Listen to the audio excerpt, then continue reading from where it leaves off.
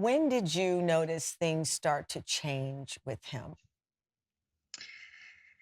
Around the time that I got pregnant with my second daughter and we moved away from our parents to just kind of be on our own and feel that freedom of living alone and having our kids and just really feeling like a family. But just being isolated like that just wasn't good for either of us. And it just kind of led down this path that got worse and worse. And then he went to get help and ended up getting an addiction to his medication, to his pills. And that's really when things spiraled out of control. How was it affecting his relationship with, especially your 2-year-old Colette? I mean, I saw in the video making pancakes, and there she is interacting. This sweet little voice saying, "Mm-mm," he's there, he's present. How did it start to impact that bond that should have been growing? He I feel like at a certain point he didn't really see her much. He'd be sleeping all day and, up at night, and their sleep schedules were almost completely opposite. And so I was up with her during the day and he just slowly started being there less and less. And, it definitely had an effect on their relationship. Because at age 2, I imagine she's starting to ask or wanting to play and wanting to interact. She doesn't know why dad is still sleeping, but she wants Mhm. to see him. And Yes. what did that turn into for you? Were you then trying to overcompensate to make sure that she wasn't missing something from him?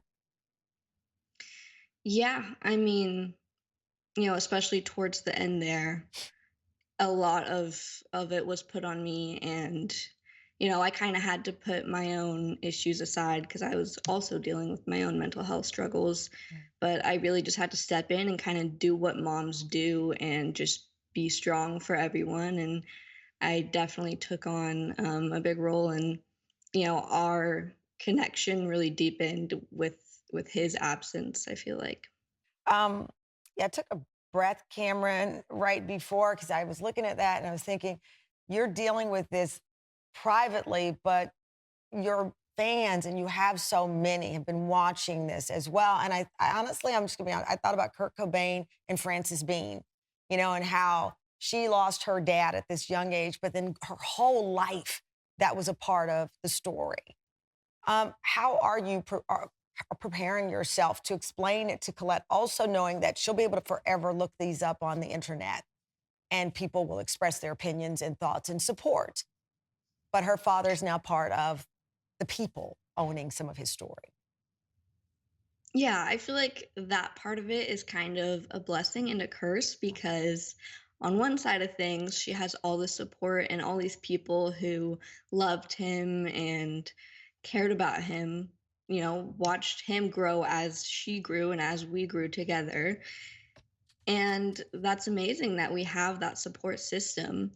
But not everyone on the internet is always nice, and people give their opinions. And it's a very personal thing to have so public to everyone. So it's just really a matter of protecting them Yeah. against that best I can. And helping them understand when it is appropriate, what happened and why. You mentioned you also deal with your own mental health issues as well. And I know that you have, in Landon's memory, created a nonprofit in his honor. And you're also focusing on this new podcast discussing mental health.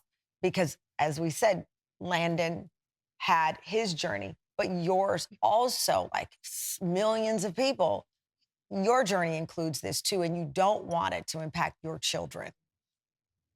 Yes, I think one of the most important things to me through all this is just keeping this conversation going and bringing things like this to light, being able to talk about it openly and start a dialogue about, the signs and what we can do to prevent this from happening and just to stop the hurt.